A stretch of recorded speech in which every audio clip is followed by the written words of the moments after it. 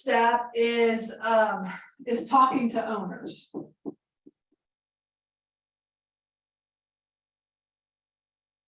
Okay, now here, notice that I say, not calling owners, right? Not emailing owners or whatever, but like actually talking to owners.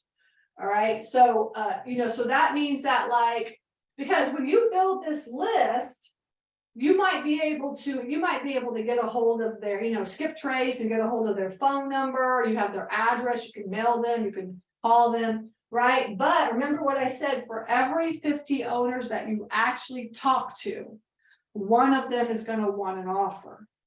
Okay. Now, if you're going to go on Crexy and talk to the realtor, right, obviously they're going to give you all that information, but you running the deal analysis and actually you coming up with the right price, it's still going to be still a numbers game, all right? So you want to just make sure that you're working in the numbers game. So that means you're building the list and you're talking to the owners, and you want to, and however much time you can spend on doing this, you can spend on doing it, right? But talking to the owners is the best, not managers. Because when you talk to a manager, they're not going to give you any information. They just going to know the owner doesn't want to sell, right? And so you want to make sure that you're actually talking to the owners, and you can do that by skip tracing to get their information. Skip tracing is a way that you just Google skip tracing, and it'll show you what it is. But it's a way to get people's personal information. All right, and then you just call the owner directly and talk to them. Okay.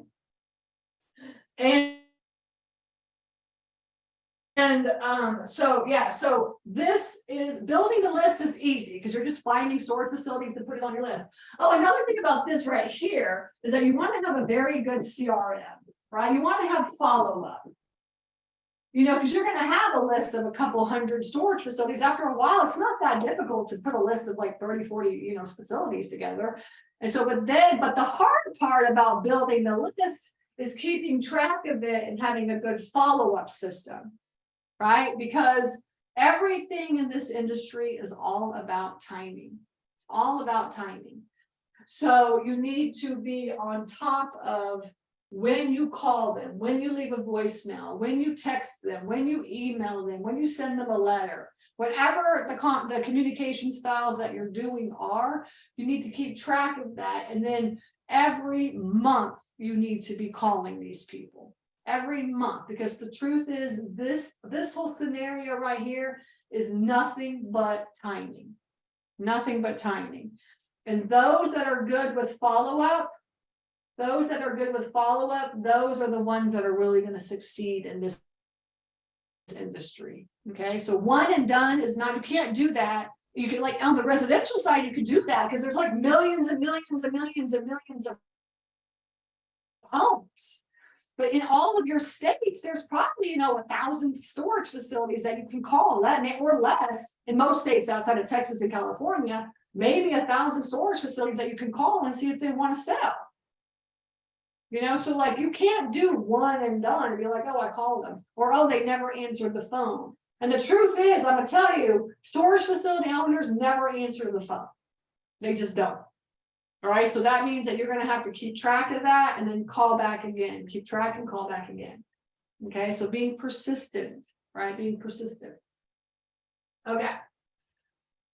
And then we have, okay, so now you've talked to the owners. When you talk to the owners, right, you're going to ask them if they want an offer.